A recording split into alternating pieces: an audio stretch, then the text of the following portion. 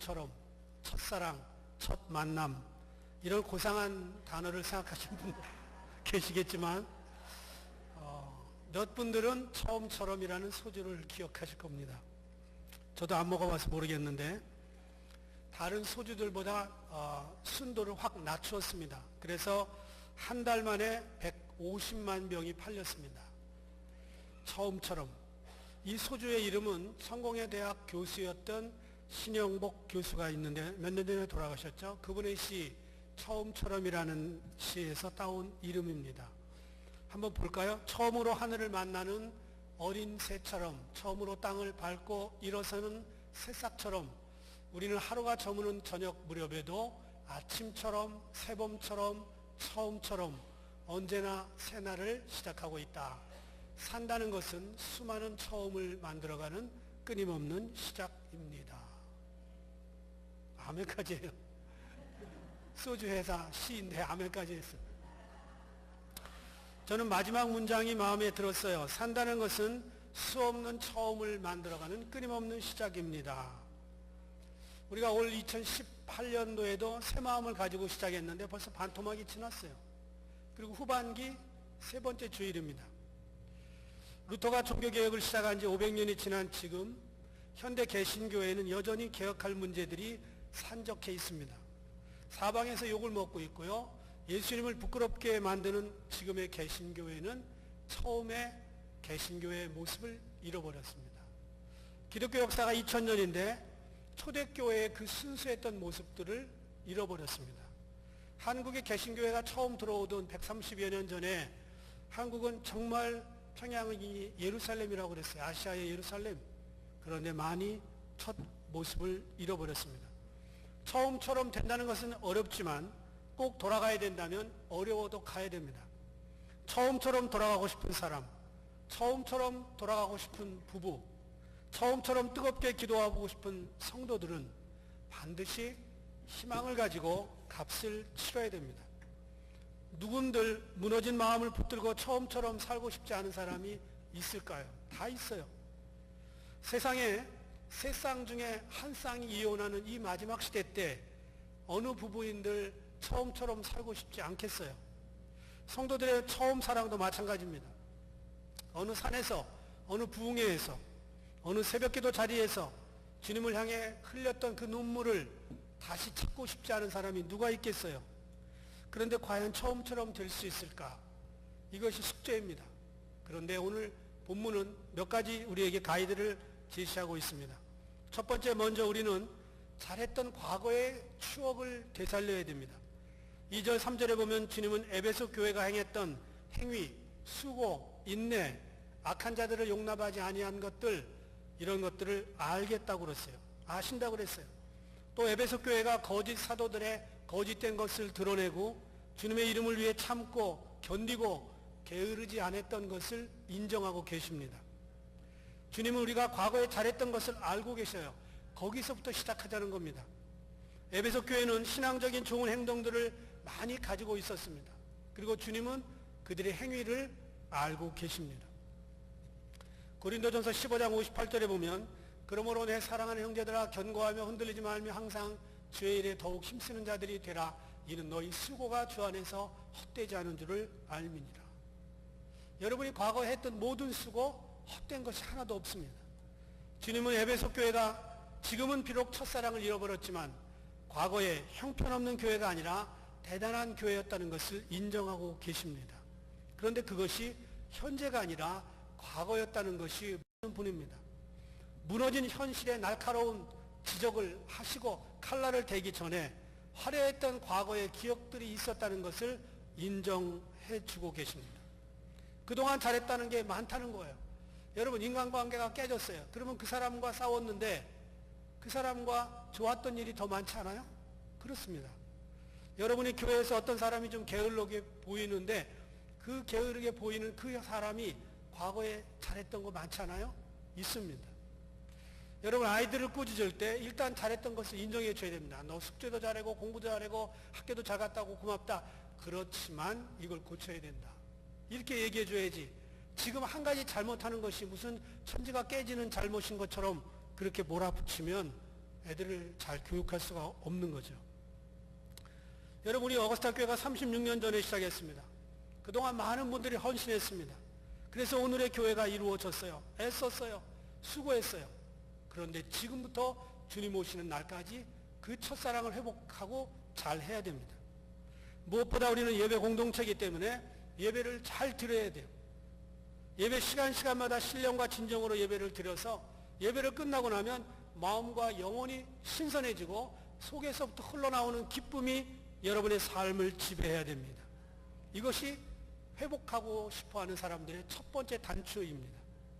그래서 예배 시간마다 간절한 마음으로 찬양하고 뜨겁게 찬양하고 중심의 기도로 하나님을 영광스럽게 해야 됩니다. 우리 교회 예배를 참석했던 손님들, 선교사님들, 또 방문자 어떤 사람도 그 예배 시간의 뜨거움을 경험하고 가야 됩니다.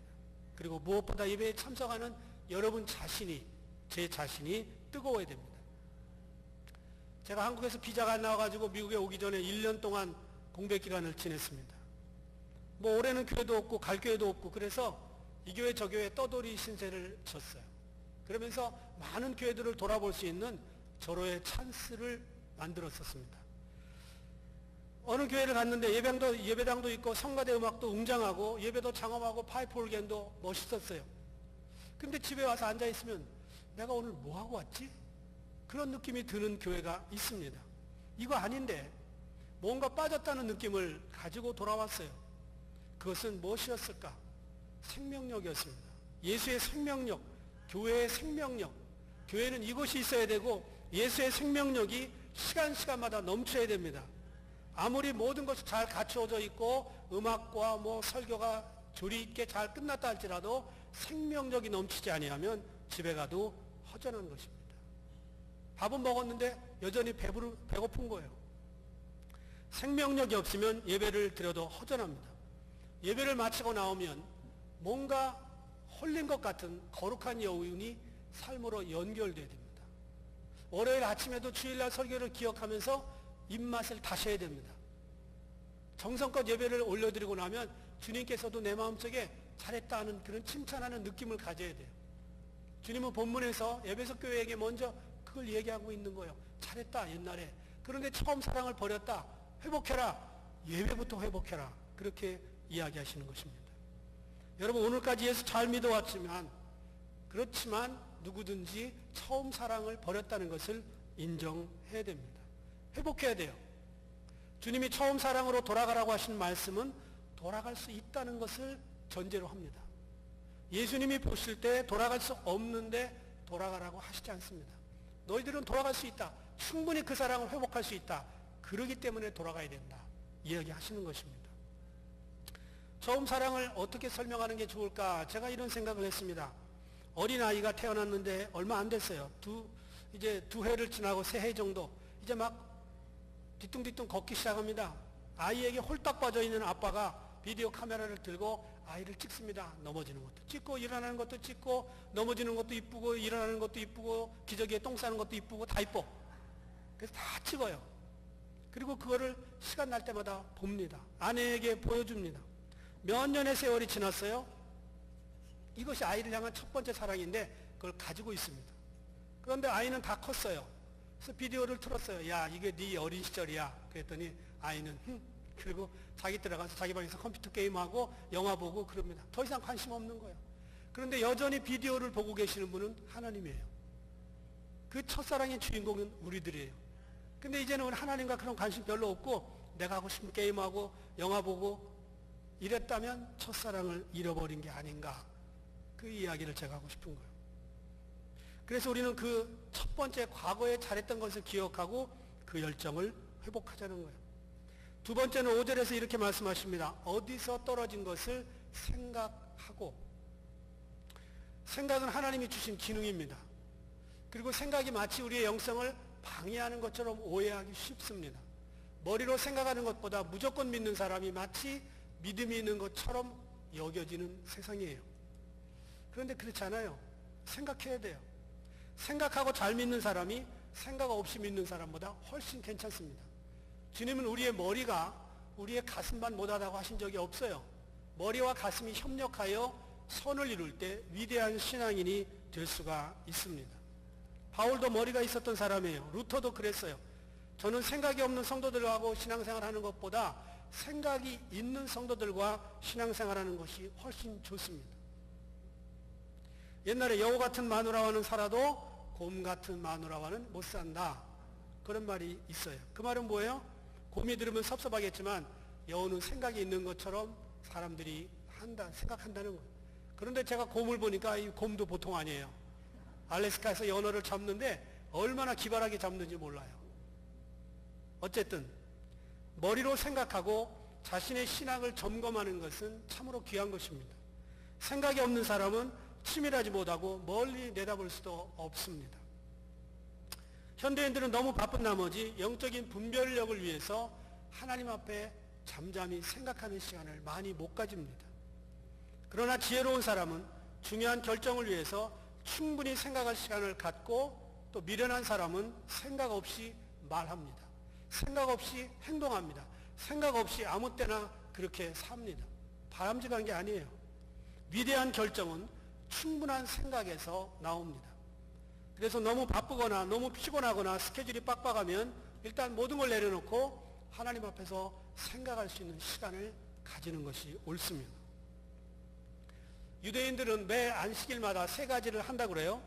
하나는 뒤를 보고요, 하나는 위를 보고요, 하나는 앞을 봅니다. 뒤를 본다는 것은 화장실에 가는 게 아니고요, 과거를 반성하는 겁니다.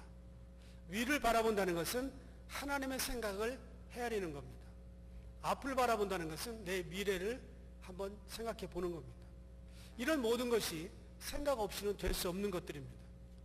아무리 바빠도 정기적으로 하나님과 함께 생각의 밭을 일구는 사람은 영혼의 잡초를 방지할 수가 있습니다. 그리고 생각이 부족해서 얻을 수 있는 피해로부터 자신을 보호할 수가 있습니다. 여러분, 우리 인생은 무적함대가 아니에요. 상처나기 쉽고 조금만 빗나가면 깨지기 쉬운 흙덩어리로 만든 인생입니다. 자기 자신을 위해서 충분히 생각할 시간을 갖지 못하면 우리의 내면은 자주 병들고 상하고 깨집니다. 하나님의 창조 섭리가 그래요. 아무도 영원히 강할 수는 없습니다. 오히려 강한 척하고 정신없이 달려가는 인생이 더 빨리 망가지고 실수를 많이 합니다. 그래서 영적 진단을 위한 첫걸음은 생각입니다. think. 미국 남부 지역에 소위 예수님을 잘 믿는다는 이 지역을 우리는 바이블 벨트라고 합니다. 조지아가 거기 들어가 있죠. 알라바마, 미시시피, 루이지애나, 이런 주들이 속합니다. 이 지역에는요, 많은 기독교적인 문구들이 다리 밑이나 또는 기차 밑이나 이런데 버스 정류장 근처에 쓰여 있습니다. 예를 들면 이런 게 쓰여 있습니다. 예수님께서 곧 오신다. 당신은 준비되었는가? 또 이런 말도 있어요. 하나님을 만날 준비를 하라. 그런데 제일 많은 문장은 이겁니다. 예수가 해답이다. Jesus is the answer. 그런데 어떤 사람이 그 옆에다 이렇게 써놨어요. 그러면 질문이 무엇이냐? 예수가 해답이라면 질문이 뭐냐는 거예요. 얼핏 보면 장난 섞인 말 같지만 뼈 있는 질문입니다. 바로 이거예요. 질문이 무엇인지도 모르고 생각 없이 무조건 예수가 해답이라고 말하지 말라는 거예요. 오히려 그런 태도는 우리같이 믿는 영적 진리를 볼품없이 값 떨어지게 하는 것일 수 있습니다. 생각하라는 거예요. 예수님이 땅에 있을 때 한밤중에 니고데모가 찾아옵니다. 그 니고데모는 가장 중요한 진리, 요한복음 3장 16절을 예수님의 입으로부터 들었습니다. 니고데모는 유대인의 관원이에요. 요즘 말로 말하면 국회의원이었고 생각하는 사람이었고 하이클래스였습니다. 그는 영생에 대한 심각한 생각과 고민을 가지고 있었어요. 생각하다 한밤중에 예수님의 방을 두드렸습니다. 그리고 바르게 예수님으로부터 진리를 얻어서 갔어요. 지금 1대1로 만났어요. 청중에 5,000명, 10,000명이 있는 게 아니에요. 단 1대1로 만났지만 생각하고 있는 그 사람에게 예수님은 성경에서 가장 중요하다고 생각하는 요한복음 3장 16절을 전해줍니다. 생각이 있고 질문이 있다는 것은 훌륭한 일입니다. 오히려 생각이 없고 질문이 없는 것이 문제라 그렇게 생각을 합니다. 그래서 우리는요, 생각하는 신앙인이 돼야 됩니다. 생각하고 살아야 돼요. 생각하고 기도해야 되고 생각하고 말씀을 묵상해야 됩니다. 여러분, 이 지식적인 이런 인적 차원을 너무 무시하면 안 된다는 거예요. 그 다음이 회개입니다. 생각한 다음에는 회개해야 돼요. 깊은 생각으로 뒤를 돌아보면 내가 무엇이 잘못인지, 어디에서 잘못되기 시작했는지 드러납니다. 내가 알게 모르게 지었던 실수와 허물, 죄악들이 떠오르면 그것을 그냥 주님께 아뢰는 게 회개예요. 세상에 회개라고 하는 수단이 있기 때문에 우리는 하나님께 가까이 갈 수 있었어요. 안 그랬으면 우리 다 망했어요. 주님은 오직 회개라는 수단을 통해서 하나님과 우리 사이에 있는 모든 죄와 허물을 없애주셨습니다. 그래서 회개는 영혼의 지우개입니다. 모든 걸 지워버리고 다시 시작하게 합니다. 회개는 변명이 아니에요. 합리화하려고 한 그런 시도도 아니에요. 내가 잘못했다고 하는 정직한 고백입니다. 아이들을 키우다 보면요, 잘못했다는 말을 죽어도 안 하는 애들이 있어요. 매만 더 맞지? 매만 더 맞아요. 어른들 가운데도 분명히 자신이 잘못한 것을 다 아는데 잘못했다는 말을 지극히 꺼리는 사람이 있어요. 그 한량한 자존심 내려놓아야 돼요. 물론 한마디로 내가 잘못했어, 그래서 모든 과거가 다 회복될 수는 없어요. 그래도 잘못했다고 하는 사람이 진실한 사람입니다. 미안하다고 그래야 돼요. 잘못했다고 그러고, 그리고 그것을 하나님께도 똑같이 해야 됩니다. 우리가 회개를 시작할 때 하나님과 가렸던 영혼들이 깨끗하게 길이 열리기 시작합니다. 탕자가 돌아온 날 목욕하고 반지 끼고 모든 의복을 새롭게 입었습니다. 신발을 깨끗하게 신었어요. 아버지는 돌아오고 나서 한 달 동안 유예기간을 주고 또 3개월 정도 기다려보고서 그래도 또 안 나가면 그러지 않았어요. 바로 그날 다 모든 걸 회복시켜 주었습니다. 그것이 어떻게 가능했는가? 아버지께 회개하고 돌아왔기 때문에 가능했습니다. 어떤 사람은 시도 때도 없이 자기 잘못이라고 스스로 회개 당번을 자처하는 사람이 있어요. 이것도 경계해야 됩니다. 어떤 사람 뭐라 그러면 다 내 탓이지, 내 탓이지. 근데 그렇게 생각 없이 또 내 탓이라고 그러는 것도 별로 좋은 게 아니에요. 회개는 자신의 죄에 대한 깊은 성찰을 차근차근 주님에게 아뢰고 새로운 마음을 받아들이는 겁니다. 그것이 하나님과 우리 사이의 간격을 없애는 거예요. 헌금 드리고 교회 출석하고 몸이 상하도록 열심히 봉사하는 것도 중요하지만 그 자체는 하나님과의 간격을 좁혀주지 못해요. 그건 상급에 대한 문제입니다. 오직 회개만이 하나님과 우리 사이에 있는 모든 간격을 없애줍니다. 미국 어느 교회 앞에 강단에 배너가 걸려있는 걸 제가 보았어요. 이렇게 쓰여져 있었습니다. Melt me, mold me, fill me, use me. 나를 녹이시고 나를 빚으시고 나를 채우시고 사용하여 주십시오. 여러분, 쇠가 사용되기 위해서는 불 속에 들어가서 녹아져야 돼요. 용광로 속에서. 그래야 대장장이가 원하는 용도로 쓰여집니다. 녹아지는 것이 바로 회개의 삶입니다. 녹아지지 않으면 빚을 수도 없고 채울 수도 없고 사용도 못합니다. 녹아지기 위해서는 열이 가해져야 됩니다. 성령의 뜨거운 체험이 없이 인간의 강팍한 마음은 절대 녹아지지 않습니다. 그래서 우리는 철저히 회개하고 성령 안에서 완전히 불덩어리로 녹아져야만 주님이 원하시는 삶이 될 수가 있습니다. 마지막은 처음 행위를 가지는 겁니다. 2절에 보니까 내가 내 행위를 안다. 과거의 행위 잘했다. 5절에는 처음 행위를 가지라. 그렇게 권면합니다. 행위, 행동, 몸가짐, 태도, 결정적으로 중요한 단어들입니다. 우리는요, 때때로 입으로만 회개하고 입으로만 때우는 경우가 너무 많습니다. 구체적인 행위가 없는 회개는 공허한 립서비스로 끝납니다. 한국의 어느 정치인이 이런 말을 했어요. 한국에서 개신교회가 하나 되기만 한다면 개신교회는 한국을 뒤집을 만한 가장 힘있는 단체가 될 것이다. 이 말을 했던 국회의원은 개신교회가 하나 되지 못한 것이 오히려 자기들의 정치적인 이익에 도움이 된다는 투로 얘기를 했어요. 저는 아주 이 말을 듣고 부끄러웠어요. 이 정치인이 본 한국교회 성도들은 이렇다는 거예요. 입만 살았지 행동이 없구나. 그런 얘기예요. 아주 부끄러웠어요. 성도들이 행동하면 나라가 바뀔 줄을 저는 믿습니다. 성도들이 행동하면 세상이 바뀝니다. 그런데 행동하는 그리스도인들이 적다는 것이 문제예요. 행동은 우리 믿음의 마지막 표현이 됩니다. 지난 2010년도에 대한민국 최고의 설교자로 불리웠던 이동훈 목사가 40년 목회를 은퇴했습니다. 그러면서 5가지 참회, 5가지 감사, 두 가지 기대라는 글을 냈습니다. 5가지 참여가 바로 이런 거예요. 조국의 민주화 운동이 한창일 때 아무런 기여를 하지 못했고 방관자로 살아온 일, 지도하던 청년들에게까지도 행동을 촉구하지 못한 일 참여했습니다. 두 번째는 목회 마당에서 마음으로 소외되고 연약한 성도들을 돌보는 목회를 하려 했으나 그들의 눈물과 아픔에 제대로 동참하지 못한 것. 세 번째, 바로 살아야 한다고 설교하면서도 제가 그대로 행하지 못하여 언행일치의 모범을 보이지 못한 일. 네 번째, 올곧게 살아가지 못한 성도들, 교회 내 부유한 기득권층에 대하여 그들이 상처받을 것을 두려워해 해결을 촉구하고 예언자적인 설교를 제대로 하지 못한 일. 의도하지는 않았으나 목회하는 동안 나 자신의 부주의한 말과 경솔한 행동으로 성도들의 마음을 섭섭하게 했던 소소한 일상의 모든 부덕. 이동훈 목사의 참회는 한마디로 이렇게 얘기할 수 있어요. 말은 있었으나 행동은 적었다. 그런 말이에요. 이분의 참회는 어쩌면 저를 포함한 한국교회 모든 지도자들이 해야 될 참회의 내용들이었습니다. 말은 넘쳤지만 행위는 부족했습니다. 오죽하면 교회 다니는 사람들에게 세상에서 말만 잘한다 그렇게 얘기를 할까요? 우리 모두가 다 원인 제공자들입니다. 누구든지 처음 사랑, 처음 비전, 처음 생각을 끝까지 붙들고 나가려고 애를 쓰지만 잘 안 돼요.